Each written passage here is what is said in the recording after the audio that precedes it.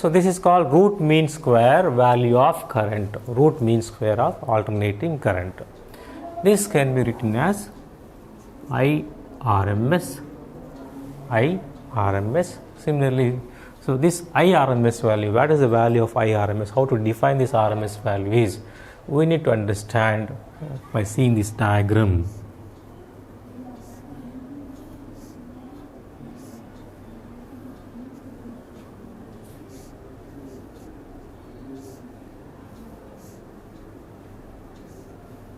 So there are two diagrams I drew here.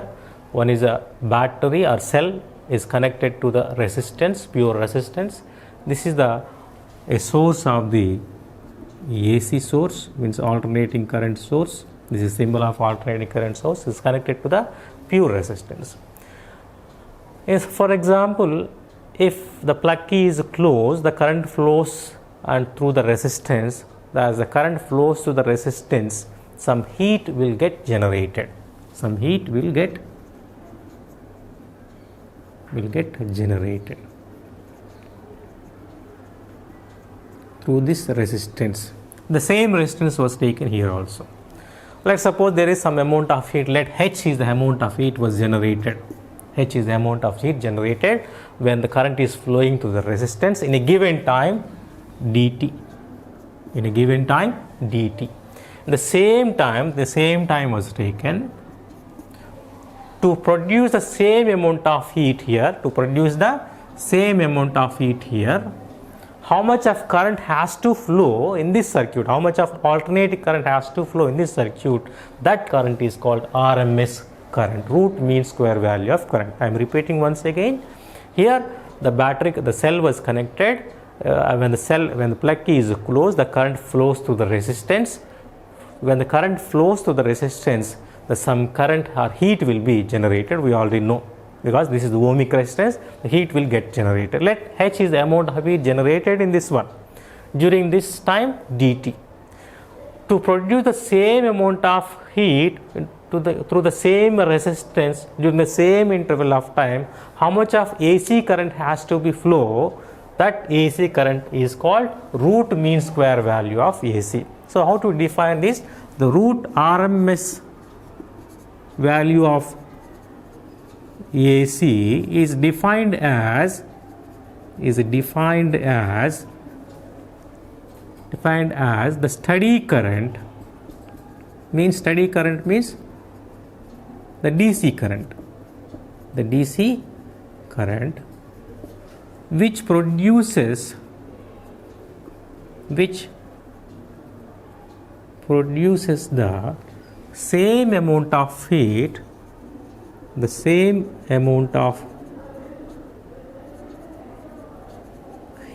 in a given resistance during the given time interval. During the given time interval is called RMS value of AC. So this RMS value, IRMS value, the formula is I naught divided by root 2. The RMS value is I naught divided by root. This is the derivation we will discuss later. The value of RMS is I naught divided by root 2. This is I naught is the maximum current can be flowed in the circuit. Okay. So similarly, if suppose there is another formula also we can discuss based on the root mean square. Here also it was indicated what is the value of root mean square. So for example, there is a given question like that. There is a currents I1, I2, I3, I4 and I4. And for example, these are the currents are flowing at different intervals of time, for example. So we can calculate easily for if the individual currents are given. The IRMS can be written as itself is given root mean square. First square all the currents, individual currents. That means I1 square, I2 square, I3 square, I4 square, I5 square. This is we are squared. Thereafter mean the all the value. Mean means the sum of the components, the sum of the terms divided by the number of terms. How many terms are here? 1, 2, 3, 4, 5. 5. So I done the square. Thereafter I did the mean value. Thereafter I need to apply root for all these components. This is called root mean square value of if the individual currents are given.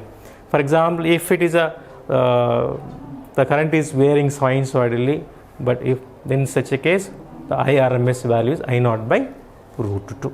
Okay, if the individual currents are not given, okay, in case of complicated situations. So this is the IRMS, root mean square value of AC. Let's see that the derivation of IRMS here.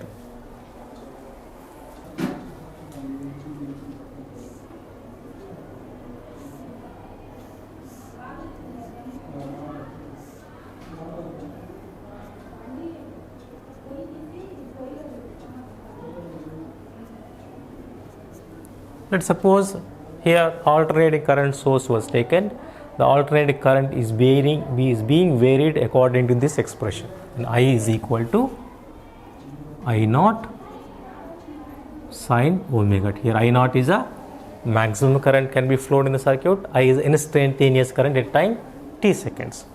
So when the plug key is closed, the current flowing in this resistance, because based on that there is some amount of heat will get generated through when the current is flowing through the resistance. Let dH is the amount of heat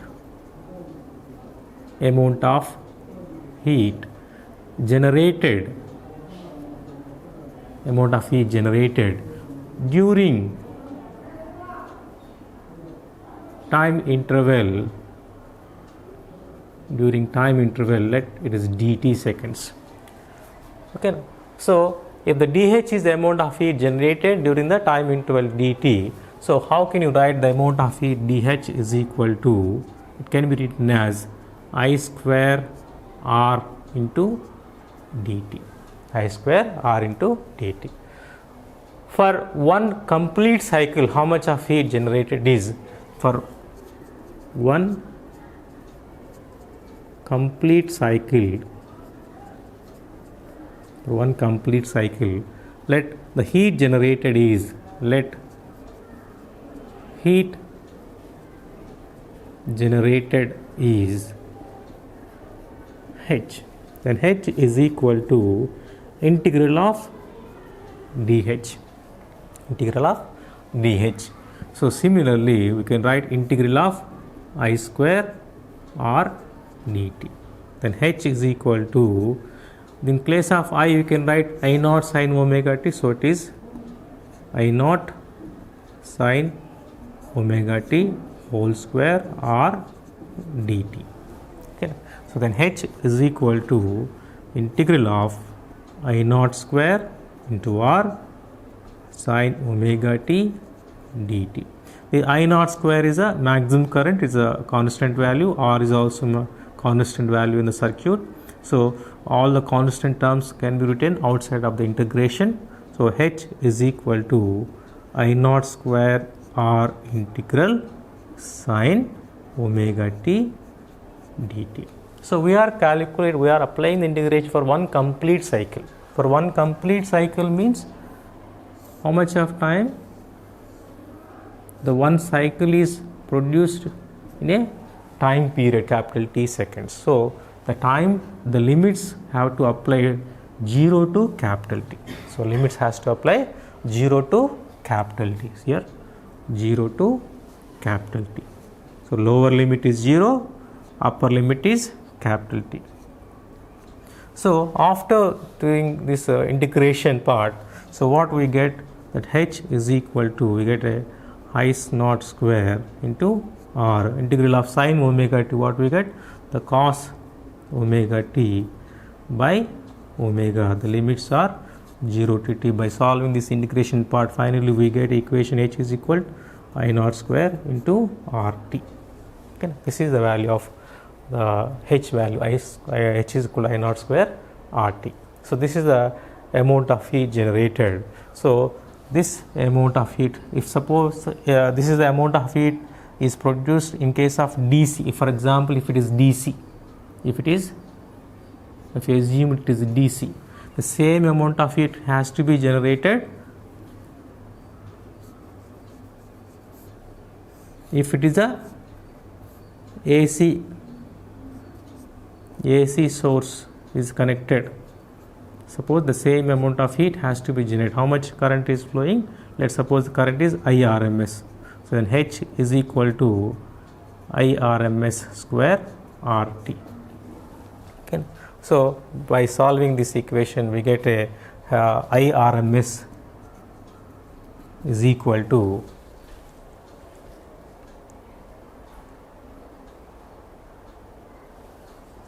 this is I naught square by 2. So IRMS is equal to I naught square by 2. IRMS square is equal to, then IRMS is equal to I naught by root 2. So this is the derivation part of. So I am not explaining detail this integration part. We can do easily. So finally we get H value is I naught square R by 2. Okay. So based on this, comparing this heat produced in the same resistance by connecting the AC source, the value is H is equal to IRMS square RT. By equating both these expressions, by equating both expression, we get IRMS square is equal to I naught square. This is a T also here. So then IRMS is equal to I naught by root 2. So this is the value of root mean square value of AC. Next, circuit containing only resistance. Let's see that AC circuit containing only one resistance. Let's see the diagram here. This is the alternating source. It's connected to only resistance. In this case, this is the R value resistance. This is the alternating source. I is equal to I naught sine omega t. Our EMF value is E is equal to E naught sine omega t. So we took the alternating source of EMF. E is equal to E naught sine omega t. It means, okay, sir, the EMF in this equation, in this circuit, is being varied according to the equation E naught sine omega t. When the plug key is closed, the current start to flow in this direction. When the current flows in the circuit, then there is some potential difference is maintained. Let I is a current flowing in the circuit. So based on potential difference in the circuit, what we can write, the V is equal to, can be written as I into R. V is equal to the potential difference across the potential difference across resistance, that is V can be written as IR. This potential difference, by that instantaneous time, this potential difference can be equal to instantaneous EMF also. So that means the VIR can be written as E in the instantaneous EMF. That means E is also can be written as E naught sine omega t. Based on that, IR is equal to E naught sine omega t. Then I is equal to, take the R value to right hand side, E naught by R sine omega t. Okay, so we can write this I is equal to I naught sine omega t. Here I naught is equal to E naught by R. I naught, that means maximum value of current is equal to E naught by R. So means we took the expression E is equal to E naught sine omega t. We got the expression I is equal to I naught sine omega t, where I naught is equal to E naught by R. So by comparing these two equations, we need to understand how the EMF is being varied in this pure resistance circuit, how the AC current is being varied in this pure resistance circuit. By comparing these two equations, you can understand. To understand easily there is a phasor diagram was introduced. What is called phasor diagram. The phasor diagrams were introduced to understand in better way how these EMF and currents are being varied, how much of phase difference is there, how much of time difference is there, to understand easily what they introduced, the phasor diagrams. What do you mean by phasor? The phasor is nothing but a vector. It is a one vector. Means in this case, though current is not a vector, we are considering it is a one vector to understand in better way, nothing else. Okay, so current phasor, EMF phasor. So means the phasor is a one vector. Here the vectors are what we considering as a vectors, that is EMF and current. So that's why EMF vector, current vector. EMF vector is so called EMF phasor. The current vector is called current phasor. So phasor is a vector, so rotating vector which is rotating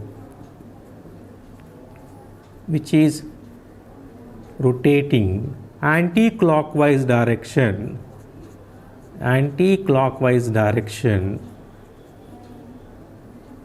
with angular speed omega. So what do you mean by phasor?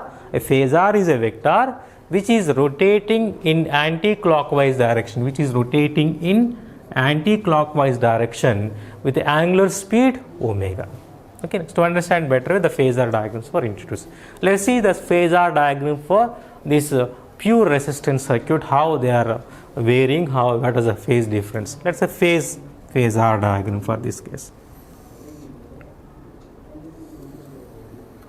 Okay, so first I am going to take alternating current phasor. This is the one I naught. This is the current phasor I naught. Because if you see this is also sin omega t, this is also sin omega t, because there is no much phase difference, both are in the same phase, so that the E naught is also taken along the same line. This is the maximum, this means complete one. This is E naught. Okay. The length of this vector, is equal to the maximum value of current. Means the length of the phasor, we can understand the length of vector or phasor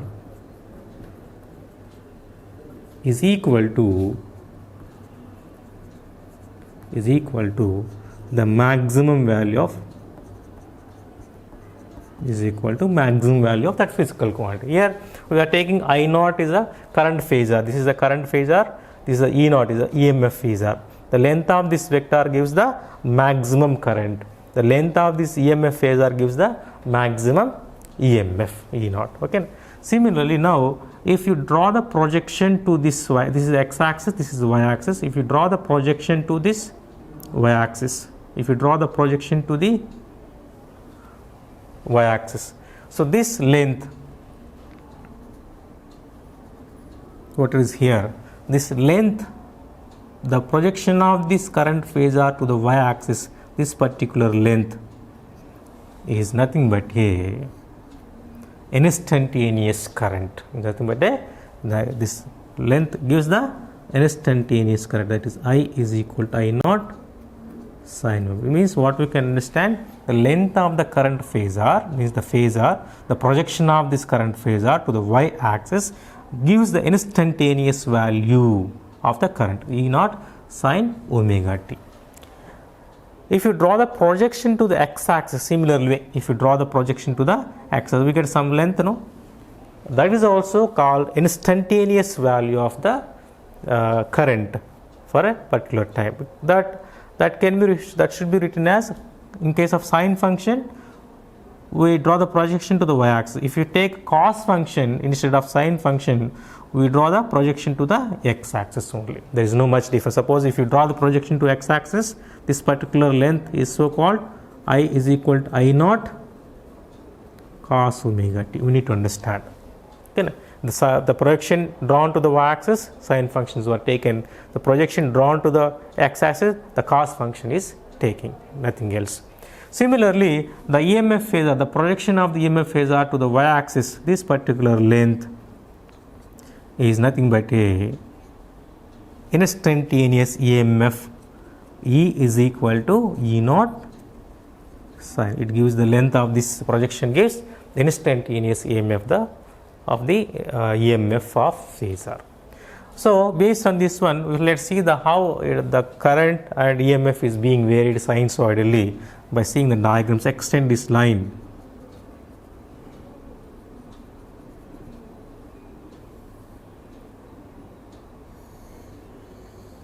So let's see this x-axis.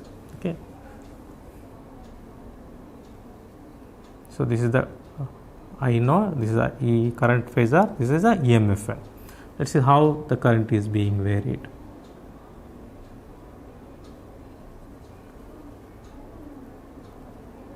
So this is the current vector. Let's see the EMF one.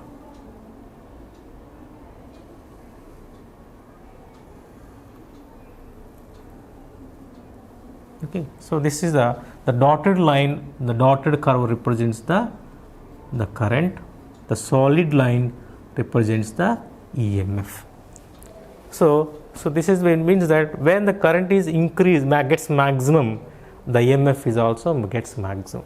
When the current becomes zero, the EMF is also becomes zero. When the current gets reversed and gets maximum, the EMF is also gets reversed, gets maximum. It means that, what does that mean? Both are in same phase. The EMF as well as current in pure resistance circuit, both are in same phase. E and I are in same phase in pure resistance circuit, pure resistance AC circuit. So we need to understand this clearly. So this is the 2 marks bit we may expect. So in pure resistance circuit, EMF as well as the current are in same phase in pure resistance circuit.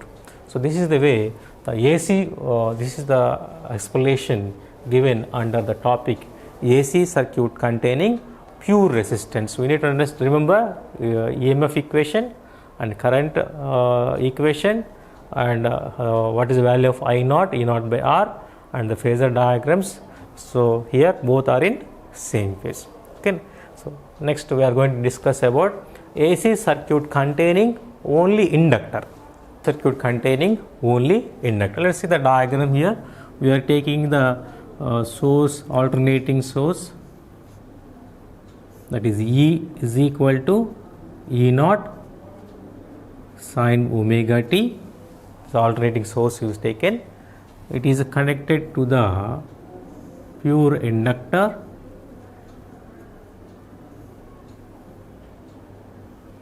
This is L. It's connected to the pure inductor. So means the EMF of the alternating EMF is being varied according to the equation E is equal to E naught sine omega t. E is equal to E naught sine omega. When the current start to flow, there is a back EMF is produced in this inductor. We already know, according to Faraday's law and Lenz law, a back EMF is produced. That back EMF opposes the flow of current in the circuit, oppose the increment of the current in the circuit. So the back EMF, according to Lenz law or Faraday's law, that is E is equal to, we already know that, minus L into di by dt. How we got this expression? We all know, according to Faraday's law, the phi is directly proportional to I, then phi is equal to Li, it is a proportionality constant, that is inductance value. If to integrate on both sides, d phi by dt, that is L is equal to di by dt. According to Faraday's law, E is equal to, that means EMF produced is equal to, it is a d phi by dt, then E is equal to L into by equation di by dt, by comparing these two equations. So this way the back EMF is minus L di. Why I produced minus here? You already know the importance of negative sign is according to Lenz law, the EMF produced oppose the flow of current in the circuit, increment of the flow of current. So this is the back EMF is produced. How much of the back EMF produced at same time that original EMF produced is also same. The original EMF is also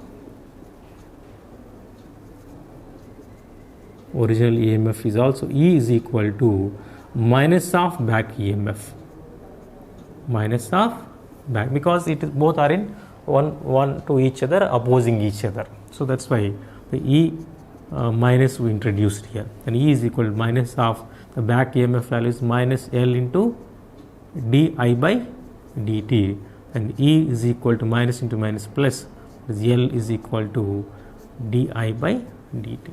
We already know that the value of E is equal to E naught sin omega t. So that is E naught sin omega t is equal to L into di by dt. So based on this expression, keep the di value here, move the L and dt value to the right hand. So the di is equal to E naught by L sin omega t into dt. We need to get the equation for I only, so that to get the expression for I, integrate on both sides. Integrate on both sides. So when integral di, that is integral E naught by L sin omega t dt. Integral of di value you know, that is I. E naught by L value constant, we write out of the integration E naught by L integral sin omega t dt, integral sin omega t dt. So here what is the value of integration? I am writing here integral sin omega t dt is equal to minus cos omega t by omega. Okay. So that you can write directly in the place of I is equal to E naught by L minus cos omega t by omega. Then I is equal to E naught by L omega into, that means minus cos omega t. This cos omega t I am going to write in terms of sine function, that is 90 minus omega t. That is I is equal to minus E naught by L omega sine of 90 degrees minus omega, because we want to sine 90 minus theta is cos theta. Sine 90 degrees minus theta is equal to, we already know trigonometry, it is a cos theta. Okay. So I wrote that I change the cos omega t into sine of 90 minus omega t. We already know that sine of minus theta is equal to minus sine theta. Similarly, here minus sine 90 minus theta can be written as I is equal to E naught by omega L into sine of omega t minus 90 degrees. So then can be written as, this term completely written as I naught sine of omega t minus 90 degrees. Okay. So here I naught is equal to E naught by omega L. So I naught is equal to E naught by omega L. So if you see this one, E naught by omega L. Okay. So we already know that according to Ohm's law, I is equal to V by R. Means what is the value of R? R is a resistance offered by a resistance in the circuit. Similarly, in this case, in the place of I we got I, in the place of potential difference this is EMF, the same terms, where in the place of resistance we hear omega L. What is omega L? This omega L is the resistance offered by inductor circuit to the AC current. What is the value? The omega L is the resistance offered by inductor circuit to the alternating current. This resistance offered by inductor circuit to the AC current is called inductive reactance. Is called inductive reactance. Inductive reactance. It is denoted by letter XL. It is denoted by letter XL. XL is equal to omega L. What is called? XL is equal to omega L. What do you mean by inductive reactance? Inductive reactance is a resistance offered by inductor to the alternating current. Okay. So XL is equal to omega. We all know omega is equal to 2 pi nu. Then means XL is also equal to 2 pi nu L. Okay. So what is the value of XL for DC current? For DC current, for example, instead of AC, if we take a DC, for DC current means the frequency is 0, no? For DC current, no frequency, because in DC current the magnitude direction remains constant. Magnitude and direction of the current remains constant. So nu is equal to 0. When nu is equal to 0, if we substitute nu value 0, what we get for XL value? XL is also equal to 0. Means for DC source, if you connect a DC source, the inductor never offers resistance to the DC current, that is 0 resistance. That means 0 reactance for DC current. For AC current, the XL is equal to omega L, because there is a frequency 50 Hz are there. So if you substitute this 50 Hz in the expression, we will get some value. It means that for inductor offers some resistance to the AC current, but inductor offers no resistance to the DC current. We need to remember, inductor offers no resistance to the DC current, inductor offers some resistance, that is XL is equal to omega L, to the AC current. So this is the inductive reactance value. Next we need to understand, this is the expression of E, how the EMF is being varied in the circuit. E is equal to E naught sin omega t. In the same way, this is the expression for I is equal to I naught sin of omega t minus 90 degree. So based on this expression, we can understand how the current is being varied in the pure inductor circuit. If you compare these two equations, there is some phase differences existed. There is some phase. How much phase difference existed? Here the angle is omega t, sine function angle. Here the angle is omega t minus 90 degree. Means there is how much phase difference exists? 90 degrees is the phase difference exists between EMF and current, alternating EMF and alternating current. How much phase difference existed? 90 degrees was existed. But here it is minus 90. Minus 90 means the current is lagging behind. The current is lagging behind the EMF by phase angle 90 degrees. Let's see this. Let we understand clearly by seeing the phasor diagrams. Let's see the phasor diagram now.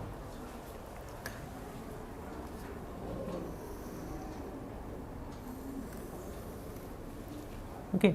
So now first we have taken EMF phasor with the angle omega t. That is E naught. This EMF phasor E naught is maximum value. How much angle it is making? This is making with respect to omega t. Okay. This is the y axis. This, let's suppose, is a y. This is y prime. Okay. Let's suppose it's okay. Now let's suppose this is a current phasor. Okay, now how much angle is lagging behind? It is the current phasor is lagging behind by EMF phasor by 90 degrees. The angle between EMF phasor and current phasor is 90 degrees. So draw the projection to the y-axis and draw the projection to the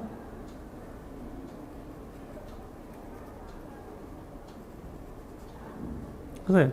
So the length of this projection gives instantaneous value of EMF, that is E is equal to E naught, the projection of the current phasor, it gives to I is equal to I naught sine omega t minus 90 degrees. Okay, so this is the phasor diagram. See how the current and phasor are being varied sinusoidally.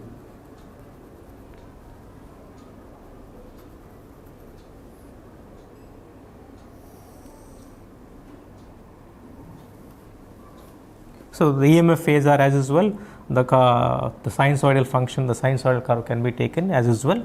So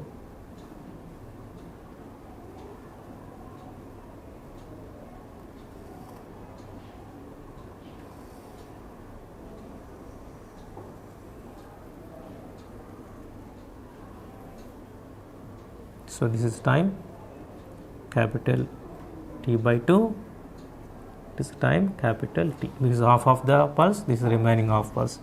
The mid time it is T by 4, that is half. The pulse is also divided in two halves. Half of the T by 2 is T by 4. Here also T by 2 to T, half the time is 3T by 4. Okay. So means divided into 4 equals, one part T by 4, another T by 4, another T by 4, and another 4 parts. 4 T by 4 together constitute capital T. So this is the EMF sinusoidal function, sinusoidal curve.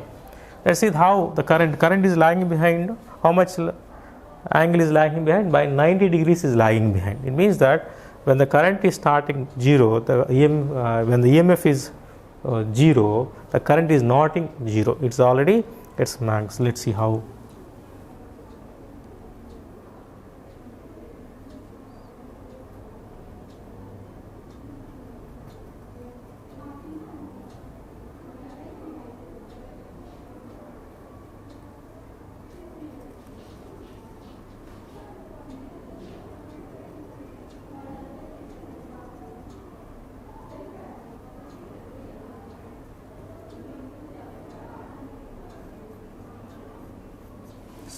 So when the EMF gets maximum, by that time the current becomes 0.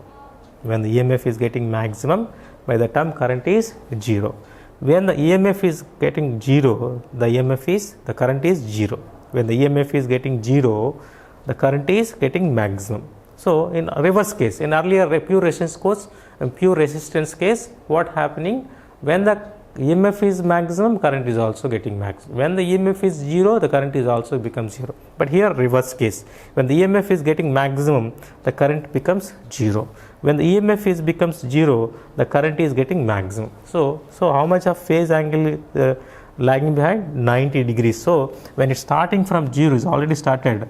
How much phase angle? This is the angle is 90 degrees. You already know, if you keep the protractor here, the phase angle is, total phase angle is 180. So middle value is 90 degrees. So after 90 degrees, the current phasor started to generate. Okay. So how much phase angle lagging? 90 degrees. The EMF phasor started from origin, but whereas current phasor started from after 90 degrees of the phase. Okay. So how much phase angle lagging? 9. This is the phasor diagram for a pure inductor circuit. Let's see, we are going to discuss about next AC circuit containing only capacitor.